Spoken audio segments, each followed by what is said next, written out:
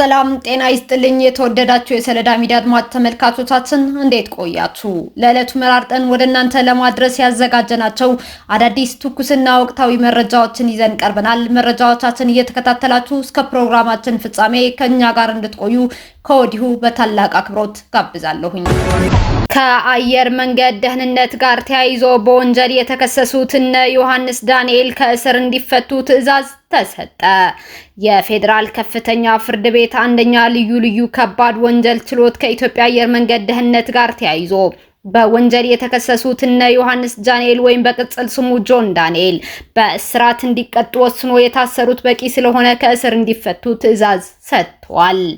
የፍትህ ሚኒስቴር የተደራጁና ድንበር ተሻጋሪ ጉዳዮች አቃቢ ህግ በዮሐንስ ዳንኤል ማለትም ጆን ዳንኤል፣ አማኑኤል መውጫ፣ ናትናኤል ወንድወሰን፣ ኤልያስ ድሪባና ይዲዲያ ነጻነት ላይ በነሐሴ 16 ቀን 2016 ዓ.ም ከምሽቱ በግምት 3:30 ሰዓት ላይ ከአዲስ አበባ ከተማ ወደ መቀሌ ከተማ ለመጓዝ አውሮፕላኑ ለበረራ ዝግጁ ቢሆንም የአየር ሁኔታ ለበረራ አዳጋች በመሆኑ በረራው ቢደረግ የሚያደርሰውን ከባድ አደጋ ለመከላከል ጉዞው ተሰርዞ መንገደኞች ከአውሮፕላኑ እንዲወርዱ ሲነገራቸው በረራው በግድ መደረግ አለበት አንወርድም በማለት ቀሪ ተሳፋሪዎችም እንዳይወርዱ በመከልከል አሳድመዋል በሚል በዝርዝር ጠቅሶ ክስ አቅርቦባቸው ነበረ።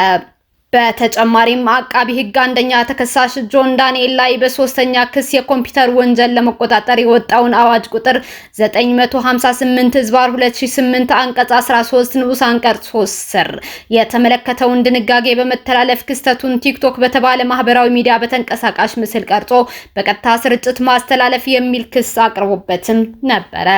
ተከሳሾቹ በተከሰሱበት የህግ አንቀጽ ጥፋተኛ የተባሉ ሲሆን ችሎቱ በዛሬው ዕለት የአቃቢ ህግን የቅጣት ማክበጃና የተከሳሾች የቅጣት ማቅለያ መርምሮ ውሳኔም አሳልፏል። በዚህም ተከሳሾቹ የተከሰሱበት የህግ አንቀጽ ቀላል እስራትን የሚያስከትል በመሆኑ አንደኛ ተከሳሽ በ1 ዓመት ከ4 ወር፣ ሁለተኛ ተከሳሽ እና ሶስተኛ እንዲሁም ስድስተኛ ተከሳሾች በ8 ወር እንዲሁም አራተኛ ተከሳሽ በ10 ወር እስራት እንዲቀጡ ወስኗል። በመሆኑም ተከሳሾቹ በእስር ላይ የቆዩበት ጊዜ ተሰልቶ ተከሳሾቹ እንዲፈቱ የፌዴራል ከፍተኛ ፍርድ ቤት አንደኛ ልዩ ከባድ ወንጀል ችሎት ውሳኔም አሳልፏል። ዓለም አቀፉ የአካል ጉዳተኞች ቀን አካል ጉዳተኞችን የሚያካትት ማህበረሰብ መገንባት ለተሻለ ማህበራዊ እድገት በሚል መሪ ሐሳብ በመቀሌ ከተማ ተከበረ። በመድረኩ ላይ በመገኘት ንግግር ያደረጉት የኢትዮጵያ ሀገራዊ ምክክር ኮሚሽን ዋና ኮሚሽነር ፕሮፌሰር መስፍን አርአያ የኢትዮጵያ ሀገራዊ ምክክር ኮሚሽን በምክክር ሂደቱ የአካል ጉዳተኞች ተሳትፎና ሚና እንዲጠናከር እየሰራ መሆኑን ገልጸዋል። በእስካሁኑ የምክክር ሂደትም በተለይም አካል ጉዳተኞች ሴቶችንና ወጣቶችን በንቃት እንዲሳተፉ ስለመደረጉ አንስተው በቀጣይም ተጠናክሮ ይቀጥላል ብለዋል። የሴቶችና ማህበራዊ ጉዳይ ሚኒስትር ዴኤታ ወይዘሮ ሁሪያ አሊ በበኩላቸው የአካል ጉዳተኞች ሁለንተናዊ ተሳትፎና ተጠቃሚነት እንዲረጋገጥ መንግስት ልዩ ትኩረት ሰጥቶ እየሰራ መሆኑን ተናግረዋል። መንግስት የፖሊሲ ማሻሻያ ጭምር በማድረግ የአካል ጉዳተኞችን ማህበራዊና ኢኮኖሚያዊ ተጠቃሚነት እንዲሁም የፖለቲካ ተሳትፎ ለማሳደግ ምቹ ሁኔታ መፈጠሩን ወይዘሮ ሁሪያ አሊ አንስተዋል። በመንግስት አስተዳደር በውሳኔ ሰጪነት ጠንካራ ተሳትፎ እንዲያደርጉ መብትና ጥቅሞቻቸው እንዲከበሩ እንዲሁም የዘመናዊ ቴክኖሎጂ ተጠቃሚ እንዲሆኑም እየተሰራ መሆኑንም ጭምር ወይዘሮ ሁሪያ አሊ ተናግረዋል። በማህበራዊ አገልግሎት በተለይም በትምህርትና ሌሎችም ዘርፎች ተሳትፎና ተጠቃሚነታቸው ለማጎልበት ዘርፈ ብዙ ተግባራት መከናወናቸውንም ጠቅሰዋል። በመሆኑም የአካል ጉዳተኞች ሁለንተናዊ ተሳትፎና ተጠቃሚነት እንዲረጋገጥ መንግስት ልዩ ትኩረት ሰጥቶ እየሰራ መሆኑን ገልጸው ተጠናክሮ የሚቀጥል መሆኑንም ሚኒስቴር ዴኤታዋ አረጋግጠዋል። የትግራይ ክልል ጊዜያዊ አስተዳደር ፕሬዝዳንት ሌተናል ጀነራል ታደሰ ወረደ የአካል ጉዳተኞች ሁለንተናዊ ተሳትፎና ተጠቃሚነት እንዲረጋገጥ በርካታ ተግባራት እየተከናወነ መሆኑን አንስተዋል። በመሆኑም ዓለም አቀፉ የአካል ጉዳተኞች ቀን ሲከበር ለሁለንተናዊ ተሳትፎና ተጠቃሚነታቸው ይበልጥ ለመስራት በመዘጋጀት መሆን አለበት ብለዋል። የኢትዮጵያ አካል ጉዳተኞች ማህበራት ፌዴሬሽን ምክትል የቦርድ ሰብሳቢ ወይዘሮ ሂዲያ አሊ ለአካል ጉዳተኞች ተሳትፎና ተጠቃሚነት በመንግስት እየተከናወኑ ያሉ ተግባራት መልካም ጅምሮች መሆናቸውን ተናግረዋል። ዕለቱ ሲከበርም የአካል ጉዳተኞችን ተሳትፎና ተጠቃሚነት ይበልጥ ለማጠናከር ብሎም በማህበረሰቡ ዘንድ ክብርና እንክብካቤ እንዳይለያቸው በማስገንዘብ መሆኑንም ገልጸዋል። ዓለም አቀፉ የአካል ጉዳተኞች ቀን በኢትዮጵያ ዘንድሮ ለ34ኛ ጊዜ በተለያዩ ዝግጅቶች ተከብረዋል። ጀነራል ደመላሽ ገብረ ሚካኤል በኢትዮጵያ የአሜሪካ አምባሳደር ኤርቪን ማሲንጋን በቢሮአቸው ተቀብለው አነጋገሩ።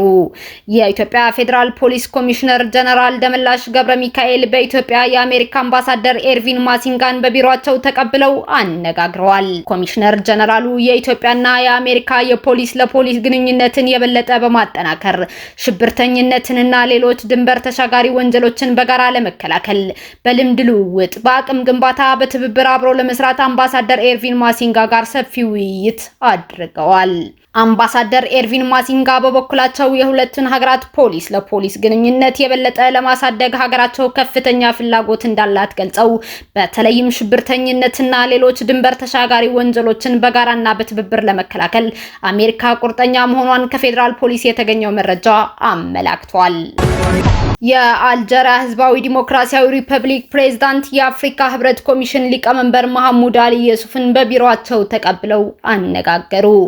የአልጀሪያው ፕሬዝዳንት አብደል ማጂድ ቴቦይን ትናንትና ምሽት የአፍሪካ ህብረት ኮሚሽን ሊቀመንበር መሐሙድ አሊ የሱፍን በአልጀርስ እየተካሄደ በሚገኘው የኦራን ስብሰባ ጎን ለጎን ተቀብለው አነጋግረዋል። ፕሬዝዳንት ቴቦይን መሐሙድ አሊ የሱፍ የአፍሪካ ህብረት ሊቀመንበር ሆነው በመመረጣቸው የእንኳን ደስ አሎት መልካም ምኞት የገለጹላቸው ሲሆን አልጀሪያ የሊቀመንበሩን መመረጥ ሙሉ በሙሉ እንደምትደግፍም አረጋግጠዋል። በአህጉሪቱ ሰላም፣ ደህንነት፣ ዲፕሎማሲና ልማት ላይ ውጤታማ ውይይትም አድርገዋል። የአፍሪካ ህብረት ሊቀመንበሩ የፕሬዝዳንት ቴቡኔ አመራርና አልጀሪያ በተባበሩት መንግስታት የጸጥታው ምክር ቤት ውስጥ ጨምሮ በአካባቢው ሰላም እንዲሁም በዓለም አቀፍ ዲፕሎማሲ ውስጥ ላሳየችው ወሳኝ ሚና ምስጋናቸውን ገልጸው ይህም አልጀሪያ በቀጠናው ያለው ግጭት በመፍታት ረገድ ላይ ያላትን ተሳትፎ አበረታቷል። በተመሳሳይ ዕለትም የአፍሪካ ህብረት ሊቀመንበሩ መሐመድ አሊ የሱፍ ከአልጀሪያው የውጭ ጉዳይ ሚኒስትርና የአልጀሪያ የውጭ ሀገር ማህበረሰብ ሚኒስትር አህመድ አታፍ ጋር ውይይት ያካሄዱ ሲሆን በአልጀሪያና በአፍሪካ ህብረት መካከል ያለውን ትብብር ለማጠናከር ያላቸው ቁርጠኝነትም አረጋግጠዋል። እስካሁን አብራችሁን ከኛ ጋር ስለነበራችሁ እያመሰገንኩኝ በሌሎች መረጃዎች እስክንመለስ እንደተለመደው የሶለዳ ሚዲያ ቤተሰብ በመሆን ላይክ፣ ሼር፣ ሰብስክራይብ ማድረጋችሁን አትርሱ። አዳዲስ ትኩስና ወቅታዊ መረጃዎቻችን በቶሎ እንዲደርሷችሁ የደወል ምልክቷን ይጫኑ። ስኬት፣ ድልና ሰላም ለኢትዮጵያውያን። ሶለዳ ሚዲያ